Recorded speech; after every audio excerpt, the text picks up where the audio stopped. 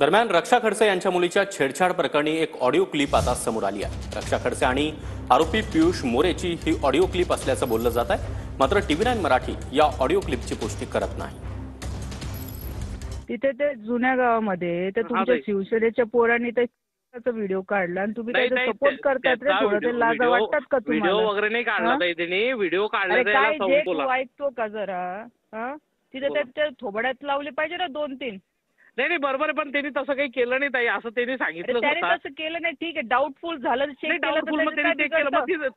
आली ना धिंगाणा करून ठेवल। बरं हे लक्षात ठेवा, बरोबर आहे तुमचं म्हणणं, पण हो ताई बरोबर आहे। ती तुमची असली आमची असली तर मुलगीच आहे। नाही आम्ही त्या पोलिसाला एवढंच म्हटलं की तू डायरेक्ट असं करतो, तुला वाटलं तर कंप्लेंट करून टाकते, एवढंच बोलला ताई। केलं तर काय बिघडलं? ती माझी मुलगी होती, तिच्या सेफ्टीसाठी तर मी ठेवलं ना लोकांना तिथे। सपोर्ट वगैरेचा विषयच नाही ताई, आणि त्याला त्या चोपडेलाही असं काही बोललो नाही चुकीचं। त्याला फक्त एवढंच म्हटलं की तू असं डायरेक्ट करण्यापेक्षा ते सर्व झाल्यानंतर त्यांनी विषय सांगितला। तुला मी पोलीस स्टेशनला खेच, मी सगळ्यांना तुमचे नावं टाकणार आहे, लक्षात ठेवा तुम्ही।